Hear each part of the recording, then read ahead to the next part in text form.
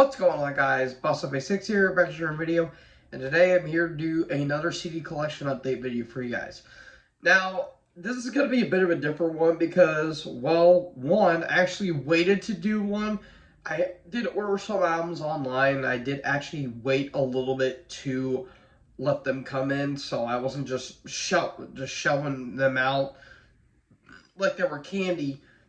But I actually waited so these albums would come in, and they actually, excuse me, folks, I have hiccups, and they actually came in earlier than I thought. So I guess yay for me, of course. And some of these albums I won't go in too long with, considering that I have quite a few albums, and let's just say I have a lot of classics on my hands. And again, I do apologize if I do sound stuffy. I'm still recovering from a sinus infection, but I'm feeling a lot better now. So, without wasting any time, let's get into this collection update. Except Balls to the Wall. This is the 5th studio album from these German heavy metal, if you want to be technical, speed metal legends. I won't go into too much detail with this album, considering I'm going to be ranking this band next. But let's just say, don't be shocked if this is at least top 5, if not top 3. Arguably the best of the Udo Dirkschneider era, and I mean, come on, it's balls to the wall, man. What else do I need to say? Title track, Losers and Winners, Problem Child, which talks about basically a boy going through his sexuality, and it's kind of an interesting thing too, considering that this happened in '83, and you know, the I guess you could say the LGBTQ community, as we know nowadays, wasn't as popular at the time because that was sacrilege way back in the days. I mean, it still kind of is now, which I think is completely stupid. But this is an absolutely amazing album. And yeah, again, won't go into further detail, but yeah, this is an absolute classic album in its own right. Big, big, big recommendation. Black Sabbath, self-titled. This is the 2009, I wanted to say, the 2009 reissue of the self-titled Black Sabbath album. The one that started it all, from the band that started it all. Without this, we wouldn't have heavy metal, in my personal opinion. And this is just, again, it's the self-titled Black Sabbath album. What more do I need to say? If you guys have seen my ranking for Black Sabbath, you guys may be shocked. I actually ranked this pretty high. I think I ranked this number 6, I want to believe. But, I mean, come on. Again, it's a self-titled Black Sabbath album. What else do I need to say? It's the most influential metal album of all time. So, yeah, not much more I need to say about it. Of course, title track, that's Doom Metal Fans' Wet Dream. The Wizard, Behind the Wall, Sleep, NIB. Their Wicker World, I think, is a really nice cover. Sleepy Village, Warning. This is just an absolute classic album. And yeah, I mean, if you want to get heavy metal, look no further than this album and look no further than this band. So yeah, absolutely recommended. Already, I have a pair from Iron Maiden. The first one I got is Somewhere in Time. They came out in 1986. This is their 6th studio album. And if you guys have seen my Iron Maiden ranking, you guys know this is my 2nd favorite album in the band's entire catalog, behind Powerslave. So coming off of the commercial success of Powerslave, Maiden want to experiment a little bit more, mainly with synthesizers, and we got this album here. And while, it's 86, and, using synthesizers with metal won't really congeal all that much, it works here because, one, it doesn't overshadow the songwriting, and two, it creates this nice, beautiful atmosphere on this album. And it kind of gives off more of a power metal vibe in the vein of, I guess you could say, more the European power metal side, like Blind Guardian and Halloween. And in the sense, again, I do apologize if I do sound very stuffy. It's been a big pain in my ass for the past week. So yeah, this is an absolutely amazing album. Caught Somewhere in Time, Wasted Years, absolute classic. Stranger in a Strange Land, Deja Vu, Alexander the Great, The Loneliness of a Long Distance Runner. yeah, the lyrics are a little dumb in that, but I actually really enjoy it. This is an absolutely amazing album. And if you want to get into power metal, I would kind of recommend this album in a way because, again, that more progressive songwriting, but again, it doesn't overshadow the metallic majesty of Maiden. Hence why I dump on a lot of the more modern Maiden albums, where it's just too long for what it is, and it doesn't have the meat and the crunchiness of the more early Maiden albums. So yeah, this one absolutely classic stuff, recommended. And then I have 1992's Fear the Dark, and I forgot to mention this. Both of these are 2015 remasters. So we kind of entered a weird period for Maiden. So coming off of No Prayer for the Dying, which a lot of people don't really tend to like. I know a lot of people that say that's one of Maiden's weaker albums. I personally find that album to be pretty enjoyable, even though there are some tracks that do kind of suck. This one is more so the same, but just a little bit better. But a lot of people say it's just okay. I completely disagree. I would honestly say this is one of Maiden's best albums because one, it's the first ever Maiden album that I listened to, so I'll have a little bit of bias towards it. But two, I think in terms of atmosphere, this is their most atmospheric. Yes, you have the more lush atmosphere of Fear the Dark, but or on Summertime, but with Fear the Dark, the atmosphere is just very captivating. It's a little eerie in a way, I guess you could say. It's kind of dark, pun intended, but Quicker, Be Dead. From Here to Eternity, one of the catchiest songs in the band's entire catalog. Afraid to Shoot Strangers. Fear's the Key, which there's a nice little line in there, say nobody cares till somebody famous dies. That was actually dedicated to Freddie Mercury, who was Bruce Dickinson's very good friend. I mean, at that point, everyone was friends with Freddie Mercury. And when Freddie died in 1991 from AIDS, that was a line dedicated to Freddie there. But Childhood's End, Juice Be My Guide's really good. The title track. Yeah, the tracks like Wasting Love, The Fugitive, and I guess Weekend Warrior. Yeah, those songs really aren't that good, especially Wasting Love. Their attempt at a ballad really didn't click, but there's still some enjoyable tracks on the weaker or enjoyable moments on the weaker tracks, but I still say this is one of the best. It's my third favorite Maiden album, and I know a lot of people are gonna be looking at me weird, but I'm shocked a lot of people haven't done that already. But I really love this album. Again, third favorite in their entire catalog, in my personal opinion, and in my opinion, the last great Maiden album because. Yeah, the Blaze Bailey era happened, which I don't think is as bad as a lot of people say. And Brave New World was good, but not excellent, like a lot of people would say. And then, again, we all know what happened with the modern albums, but yeah, this is absolutely amazing. Check this one out. Alrighty, the next four albums I have is from Judas Priest, and I have their debut album, 1974's Rock'n'Rolla. Yeah, this album's not that good. Not the ideal introduction for this band, and I mean, it's just one. I'm shocked they didn't get sued for by Coca-Cola just by the bottle cap right here, and this is not a good album at all. And not to mention, Rob Halford's name on here is Bob Halford.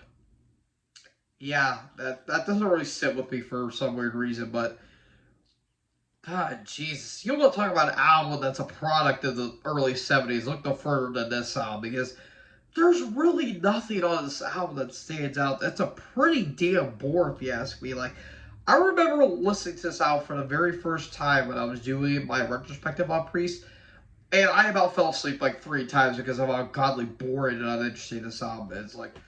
I guess One for the Road's okay. Cheater is, I think, okay. Run of the Mill, I think, is actually pretty solid, especially with the synthesizers in the background, but everything else is weird. Even the title track has this weird disco-like vibe, and it's very off-putting, so Yeah, this one it's very, very, very forgettable, and a lot of people tend to forget about it.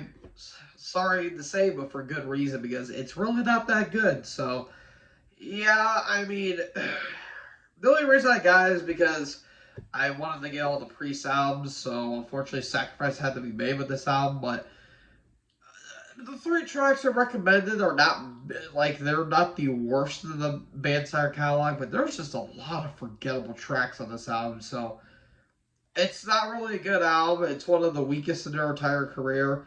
Sally's Destiny blows this album out of the water by a long shot. So I don't really give this album a much of a recommendation, but if you want to know what Priest was before they became the Metal Gods, they'll look no further than this album. Like this album, I've always stated is like the best album Deep Purple never recorded.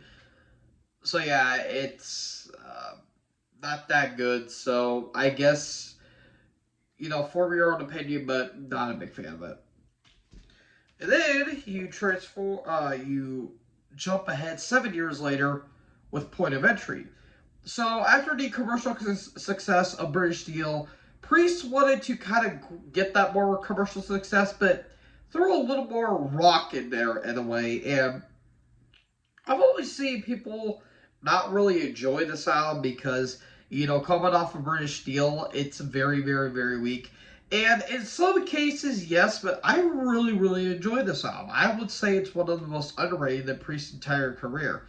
Because you have songs like Head Out to the Highway, Turning Circles, Desert Plains, Solar Angels. Hot Rocket, I think, is pretty solid. There's some really, really, really good tracks I like on this album. But then you get freaking dog shit like Don't Go and You Say Yes. What in the hell were they thinking when they made those out or made those songs? I have zero clue. But if you're just casually listening to this album, it's probably not going to click with you because this album feels like the ultimate desert cruise album. And it really benefits it with that because this album was just a very, very, very solid rock album in the kind of interesting period for 1981, considering that the New Wave British Heavy Metal movement was at its peak with bands like, of course, Iron Maiden, Saxon, and Angel Witch. And Priest decided to crank this one out. Again, I do enjoy this album. I think this is a very solid album, but you gotta have the right mindset in order to listen to this album. If you're casually just listening to Head Out to the Highway, then you aren't listening to it right, in my opinion. So I do give this one a recommendation. I do think it's one of the more overlooked albums. And then you fast forward 5 years later, and you have Turbo. That came out in 1886. Oh God. So okay, I know this is one of the darker periods for this band, mainly particularly Rob Halford, because around this time, Rob's drug and alcohol abuse was out of control, to say the least, because this dude was on. He was just out of control at this point of his life, considering, again, it was the 80s. Every man goes through that stage in their life, but Rob was simply a mess during the recording process.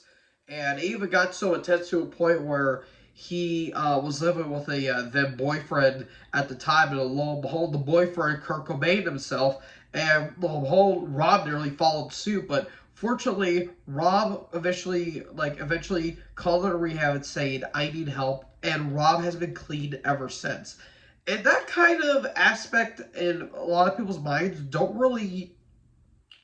don't really think about that. Like, what if Rob follows suit what his then boyfriend did in 1986? What would have happened if Rob did shoot himself?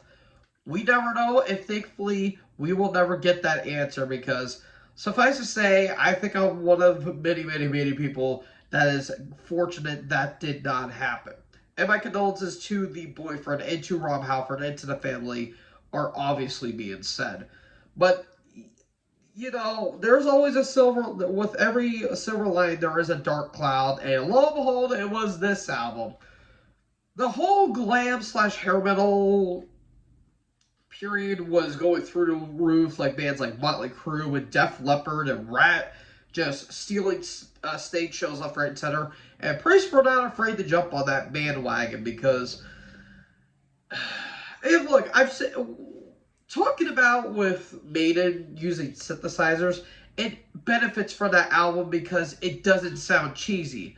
With Priest, they went full on with the cheese, and what kind of cheese? The most of the time, it's Famunda cheese.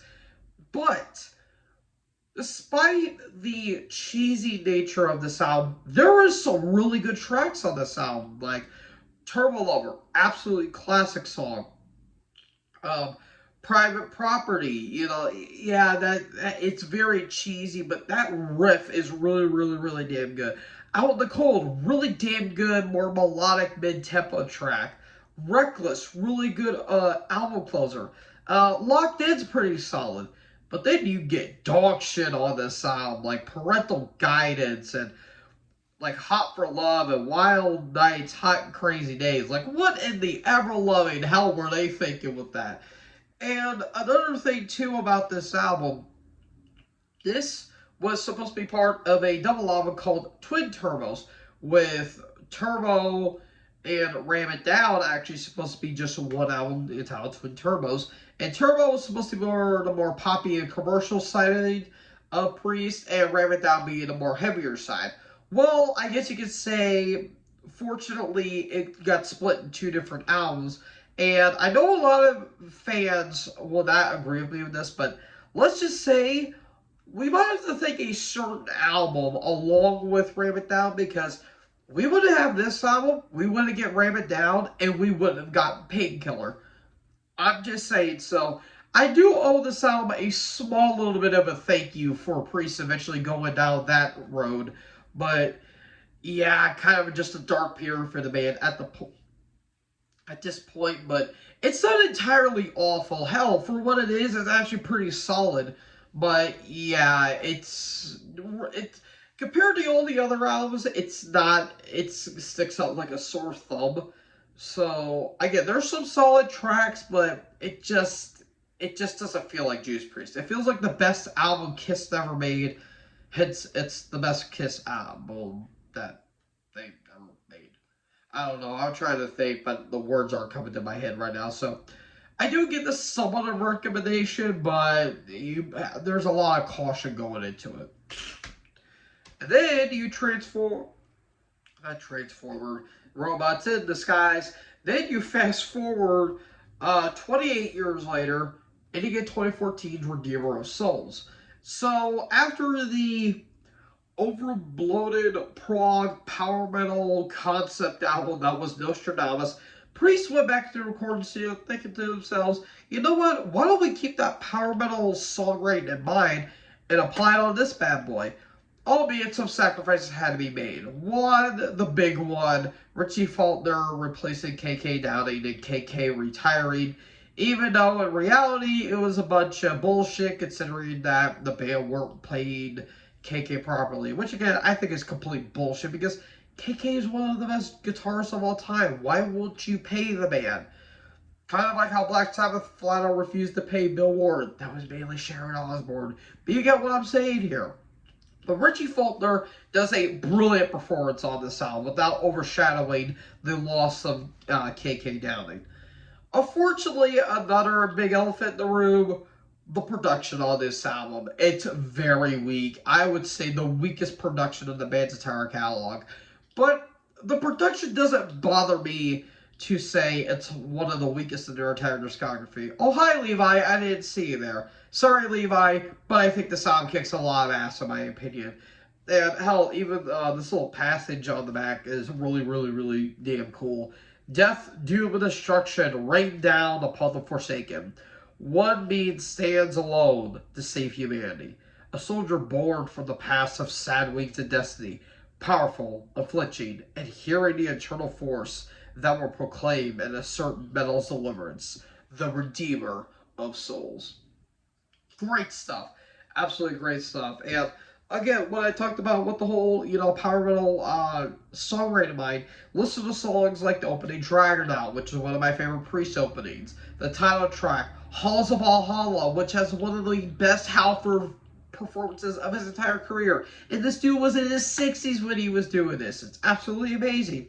Sword of Damocles, March of the Damned, Down in Flames, Crossfire, Secrets of the Dead's really good, Battle Cry. The only track that doesn't really click with me is a song Cold Blooded. It just doesn't really fit on this album per se, but it's not entirely terrible. There's still some really, really good melodies on that track, but compared to other tracks on this album, it's by far the weakest. But this is an absolutely amazing album. I'd say one of the best of their entire career, and yeah, absolutely, absolutely, absolutely amazing stuff right here. Katatonia, Sky Void of Stars. This is the latest studio offering from these Swedish progressive alternative slash goth rock act. They were originally Death Doom in the early stages of their career, but now they went more progressive with a little bit of alternative vibe and more of a gothic vibe to it, more so like Paradise Lost in a sense.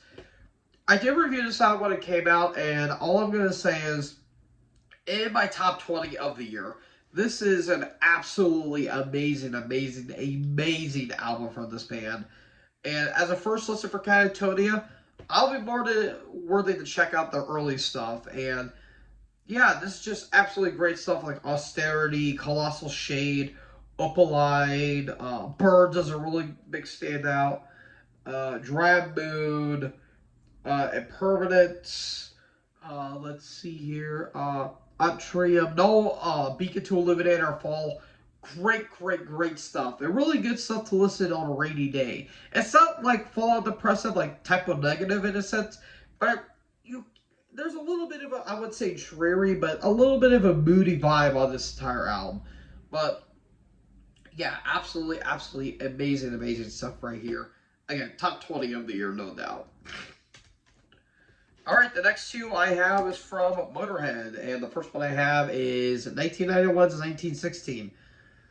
So, we'd entered a kind of a different period for Motorhead at this point, and if you guys have seen my ranking, which was a massive pain in the ass to do, you guys know this is, I think, in my top 10, because I really like how different this album is compared to their other albums. Like, this is one of the more experimental albums, and I just really, really, really love the songwriting on this album. Like, you have, like, really damn good tracks, like the one that sing the blues, and I'm So Bad Baby I Don't Care, and, you know, Love Me Forever. And hell, even they have a nice little tribute to the Ramones titled The Ramones. But you also got some, like, more symphonic and more progressive styles on this album, like Nightmare or Dreamtime in the Child track, but you got those more token Motorhead, almost speed metal moments like Going to Brazil, and especially No Voices in the Sky. Those are really, really, really damn good tracks, and I will still say one of the best Motorhead songs, or one of the best Motorhead albums in their entire career. Like, they kind of picked up where they left off a little bit on Orgasmatron, and this is where Wurzel and Wizzo was still in the band at this point. So, yeah, absolutely amazing, amazing stuff for hair. I give this one a pretty big recommendation. And then you have the follow-up, 1992's March or Die. So, yeah, this is one of the weakest Motorhead albums. I was so close to putting this at dead last, but despite that, it's still enjoyable. There's still some really solid tracks on this album.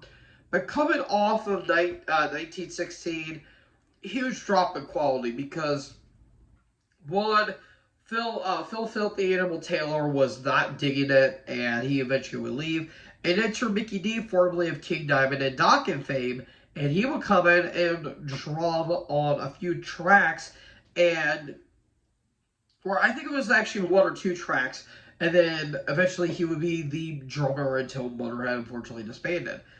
And there's just not a lot of, there's just nothing that really grabs you. Like it's good, but it's, again, it just doesn't grab you in a way. Like, there's some, like, good tracks, like You Better Run, which funnily enough, for those of you who are SpongeBob SquarePants movies, the SpongeBob SquarePants movies fan, like myself included, you would notice that that song is actually retitled "You Better Swim" in that one scene where Patrick and SpongeBob are going to that saloon, that tough guy saloon, and they're trying to find the crowd. That song's actually playing in the background, and it actually kind of fits in a way, which is pretty funny. But their version of Hellraiser is really, really damn good. I would say I like it more than the Aussie version, only because the riffs are really damn good. And Bad Religion, I think, is actually really damn good, and I like it better than the any album of the band of the same name. Other covers, Catch Scratch Fever by Ted Nugent's okay. Again, there's just nothing that really stands out on this album. But again, it's not bad. It's just pretty mediocre at best. But again, it's still good. Like, it's still a good album, but it's one of the weakest in their entire career. So, yeah, again, it's not bad, but just not a whole lot standout. But I still give this a recommendation, though. And finally, I have Razor Violent Restitution. This is the fifth studio album from this Canadian speed / thrash metal act, and I won't go into too much detail with this album, considering I'm going to be ranking this band not in a not too distant future. But let's just say, don't be shocked if I have this number one, because this is one of my favorite albums of all time. And coming off of the flop that was Custom Killing, Dave Carlo went into this album with full of piss and vinegar, and he just unleashed hell on this album. I mean, for the opening of the the martial arts with that 30-second scream by Sheepdog, it just completely sets the entire album off. But Hypertension, Taste the Floor, Behind Bars, Below the Belt, Enforcer's really good. The title track, Out of the Game, one of my favorite. Enter the Razor, Even the Storm, Fed Up, Discipline. Like, it's 15 tracks, but it's all packaged. Like, most of these tracks are like under 3 minutes. So it's packaged really, really, really well. And yeah, it's absolutely awesome. And also, I cannot forget, this album is dedicated to Charles Bronson. Because this album is dedicated to Charles Bronson. Yeah, you can't get more metal than that, in my personal opinion. So, absolutely recommend this album. You want riffs, and you just want hyper aggressive thrash and speed metal. Look no further than this album. So yeah, huge recommendation. And that, folks, that covers it. This one was a bit of a lengthy one because I wanted to go into detail with some of the with those albums. But yeah, again, I do apologize for sounding very nasally, and I do apologize if like you guys are trying to hear me breathe in a way.